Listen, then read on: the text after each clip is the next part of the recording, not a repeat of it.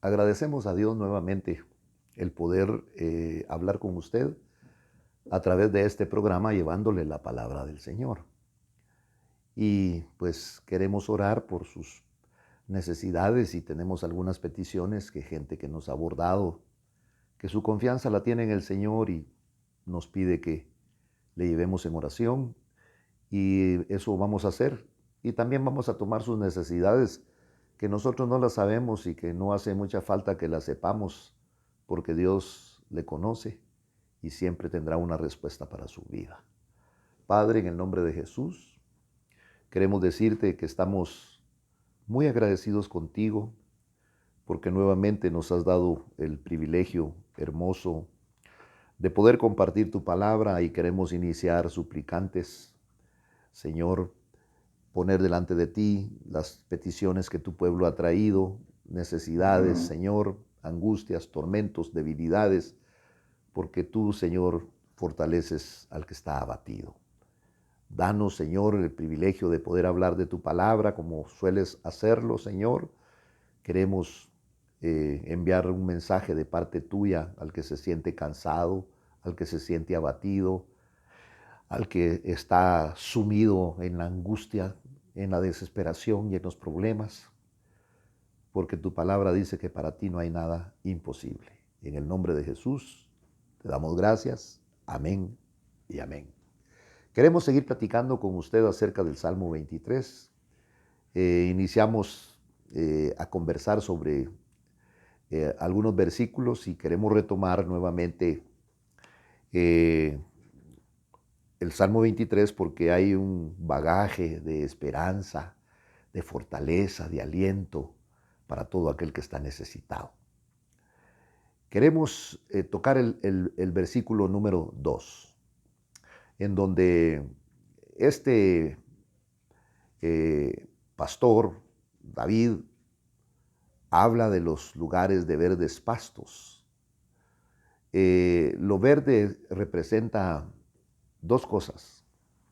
Representa la esperanza y representa también reposo. Y entonces él está hablando que el Señor lo hace que su pastor, porque ha decidido reconocer al Señor como su pastor. Y qué provechoso y lindo es esto, porque cuando usted, digamos en aquel tiempo, en los tiempos un poco más adelante, en que los romanos, en que hacían muchos esclavos, aunque David era un hombre de guerra y conquistaban lugares y ejércitos se rindieron delante de ellos y muchos para que les perdonaran y no les mataran, reconocían en este caso a David o a cualquier otro rey que los conquistaba como Señor. Y entonces cuando lo reconocían como Señor, se estaban ellos manifestando como súbditos de ese Señor. Y qué lindo es porque David se rindió totalmente a Dios y pudo decir en este salmo, el Señor. Oiga, no solamente es el Señor de mi vida, a quien yo obedezco. Y por eso es que el Evangelio no funciona no digo con algunos, con mucha gente. Porque cuando no entendemos la palabra del Señor, no reconocemos el señorío de Cristo. Cuando hablamos de señorío, estamos hablando de una esclavitud voluntaria a Cristo. Porque muchos de nosotros fuimos esclavos, o eres esclavo voluntariamente de Cristo, o eres esclavo de Satanás, no voluntariamente, sino que a través de la fuerza te sujeta y te hace su esclavo. Por eso es que mucha gente está llorando, mucha gente está convencida que no puede salir de un vicio, que no puede salir de las drogas. ¿Por qué? Porque su Señor, perdone, es otro. El Señor suyo no es el Señor de señores. El Señor de señores se llama Jesucristo. Y entonces Él vino a libertar a lo que otro señor, entre comillas, eh, manifestó con engaño, con trampa y con la fuerza. Y este señor, que también es un señor, el señor de las tinieblas, se llama Satanás. Aquí te gobierna cualquiera de los dos. Satanás te gobierna por la fuerza, pero el Señor te gobierna porque tú le entregas tu voluntad al Señor. Es como que tú has fracasado en los negocios y ahora te proveíste de algún dinero y entre tu familia, entre tus amigos, es un ejemplo. Encuentras a alguien que es muy hábil para los negocios y tú le das tu dinero para que te lo maneje. Así es esta vida. Tú le das, yo le tuve que entregar, dar mi vida a Cristo, porque yo no pude manejar mi vida. Y entonces, al igual que yo, hay un montón de personas que no pudimos manejar nuestra vida. Y estoy hablando que no eran, que intelectualmente no eran unos tontitos, no eran unos tarados, gente con conocimiento. No pudieron manejar su vida, sino que Satanás los forzó, los violentó y empezó a manejarles su vida. Por eso es que aparentemente uno el fin de semana esperaba el día sábado y frecuentaba los mismos lugares, la misma música, el mismo licor. ¿Por qué? Porque éramos esclavos y Cristo Jesús vino precisamente a libertarnos. Pero este libertador no te conquista la fuerza, sino que este libertador te propone, si tú quieres reconocerlo como Señor y Salvador de tu vida. Y entonces por eso el reconocimiento es que tú reconoces como Señor de tu vida a Cristo Jesús. Entonces cuando haces ese reconocimiento viene porque los derechos de tu vida se los quitas espiritualmente al otro que te gobernaba por la fuerza. ¿Y por qué digo por la fuerza? Porque cuántas veces quise dejar de hacer lo que hacía. Me representaba desorden, me representaba pérdidas económicas, me representaba problemas familiares, me representaba problemas sociales, me representaba muchas cosas malas que no podía. Estaba consciente de que me metía en problemas, pero no podía salir. Pero apareció el Señor de señores, el Rey de reyes, a ofrecerme que Él me sacaba de donde yo estaba. Y yo de buena gana recibí y me sentí y me declaré impotente para darle los derechos de mi vida a este Señor que me los manejara, porque yo no los podía manejar. Cada vez me metí en más problemas y en más problemas. Y este Señor ejerció su señorío sobre mí, peleó con los poderes de las tinieblas y los venció. Y en base a esa lucha y en base a ese pago que Él hizo con su vida, me rescató. Y por eso David decía, el Señor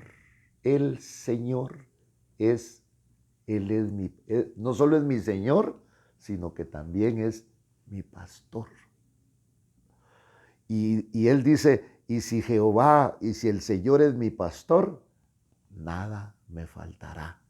Dichosas las ovejas, porque la oveja que tiene pastor, el Señor lo toma y lo lleva a comer donde está el mejor pasto. En verdes y delicados pastos me hace descansar. Mire. Y también si tengo sed, me conduce a aguas refrescantes.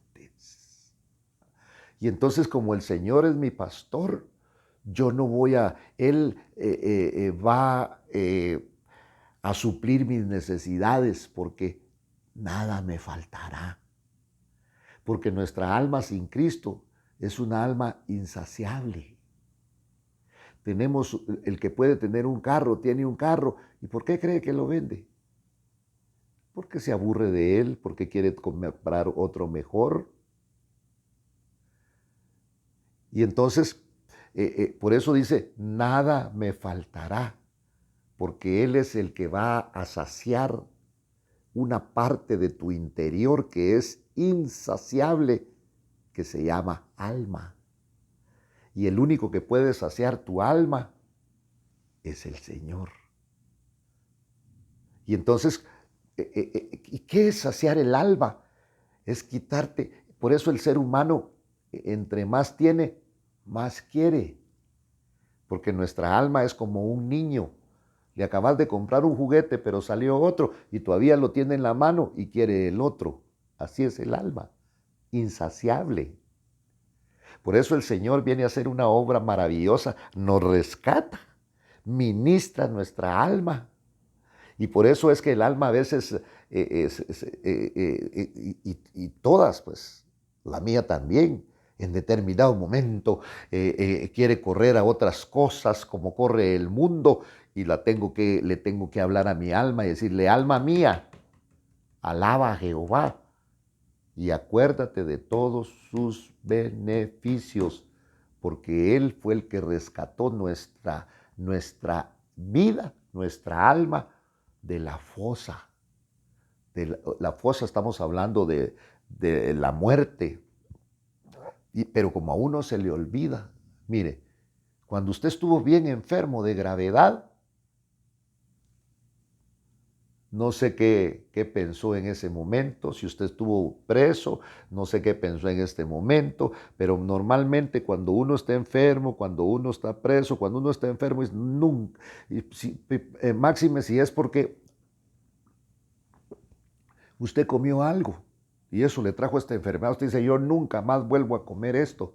Si hay gentes que les da alergia al pescado, que les da alergia a los camarones, y dice, no, solo me voy a comer uno o dos, ¿verdad? Y no respetan eso. Entonces, por eso dice, el Señor es mi pastor. Mire, y cuando uno tiene pastor, le cuento algo, el pastor le daba a la oveja lo que necesitaba. Y entonces el pastor, como nos conoce, nos da lo que necesitamos. Él es el que suple nuestras necesidades. Por eso es lo lindo del Evangelio, porque a través del Evangelio llegas a tener un encuentro personal con Cristo. Y ese encuentro personal con Cristo es el que cambia tu vida. Es una experiencia espiritual maravillosa. Pero yo no te la puedo dar porque eso viene del cielo. Porque esto que yo estoy haciendo hoy, que te estoy proponiendo el Evangelio, yo le ruego a Dios que pueda, que toque tu corazón. ¿Por qué? Porque no es del que quiere, no es del que corre, sino de Dios quien tiene misericordia. Entonces hasta Dios tiene que intervenir para tocar tu corazón. Y cuando toca Dios tu corazón, tú pides auxilio, tú quieres cambiar. Y entonces viene esa transformación que Dios empieza a hacer a través del Espíritu Santo. Por eso dice aquí la palabra Jehová, dicen algunas versiones, el Señor es mi pastor, nada me faltará. Y entonces Jesús viene y se lo dice a sus discípulos allá en Mateo, en uno de los capítulos que está en Mateo. Iba a decirte un número, pero me puedo equivocar. Y entonces viene y dice, el Señor les recomienda, Jesús les recomienda y les dice, buscad primeramente el reino de Dios y su justicia, y todas las cosas que necesitas te vendrán como añadidura. Pero como nosotros vivimos en un mundo consumista, que no entendemos esas cosas, que nos parece imposible, y por eso es que el Evangelio es para todo lo que hiciste en la tierra y lo que haces es lo posible, pero el que hace lo imposible es Dios. Y lo imposible era que nosotros pudiéramos cambiar. Y digo nosotros porque así como el Señor me está cambiando a mí, está cambiando a multitudes de gente y a otras no las cambia. Porque no te cambia la religión, porque no te cambia la iglesia. Cuando hablamos de iglesia, denominamos muchas veces un edificio, pero lo que habla la Biblia de iglesia es, eres tú la iglesia del Señor Jesucristo. Y entonces las iglesias no cambian más que en su estructura física, pueden cambiar de acuerdo a lo que el arquitecto quiera hacer ahí. Pero el único que puede cambiar la vida realmente del hombre se llama Jesucristo. Y entonces, oiga, dice, en lugares de verdes pastos me hace descansar. Y junto a aguas de reposo me conduce para que cuando yo beba esa agua. Por eso hay otro salmo que dice, como el ciervo brama por las corrientes de las aguas, así brama mi alma, oh Dios, por ti, porque no hay nada en la tierra que pueda saciar tu alma más que el Señor. Por eso es que nosotros tenemos tres partes en nuestro cuerpo. El hombre fue formado, dice, espíritu, alma y por último le dieron el cuerpo. Pero todo eso se cambió, porque ahora, por ejemplo, nosotros venimos, como involucionamos espiritualmente, le damos prioridad al cuerpo y luego al alma y por último al espíritu. O no le damos prioridad al espíritu, pero tenemos que regresar al proceso de Dios. En las matemáticas hay un dicho que dice que, que no se altera el producto, dice, pues, ¿verdad? Con las matemáticas media vez se sumen, pero en lo espiritual sí hay alteración en el producto cuando se invierten las cosas espirituales. Entonces dice, junto a aguas de reposo me conduce. ¿Pero para qué? Él es el que restaura mi alma. Mire, restauración, a veces la palabra restauración se queda corta porque restaurar no es hacer una reparación, nada más. Restaurar es hacer de nuevo.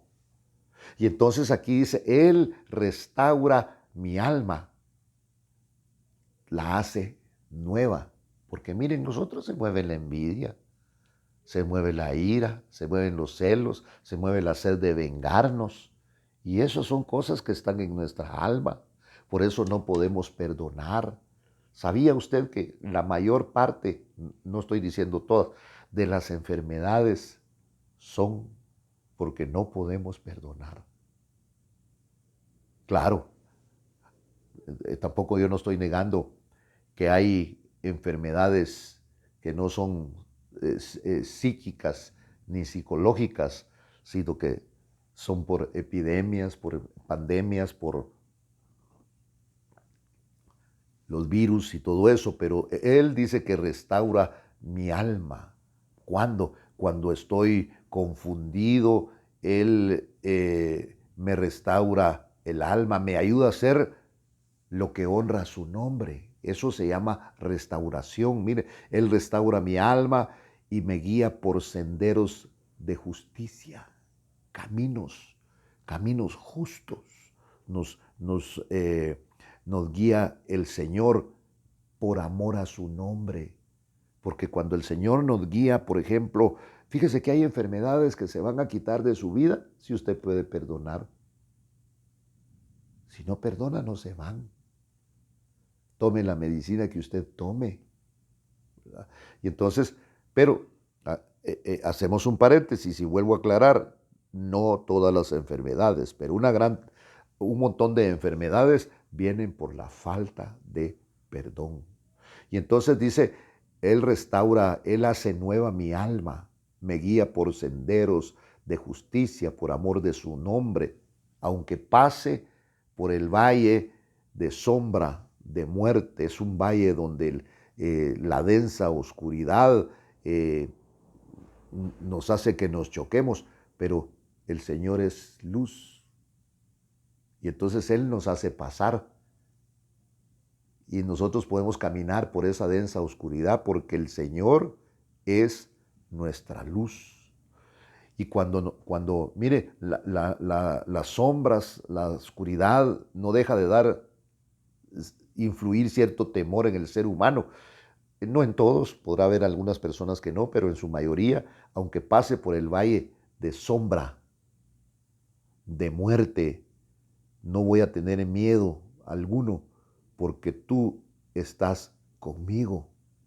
Y cuando veo que tú tienes vara y tú tienes cayado, eso me consuela, eso me infunde aliento.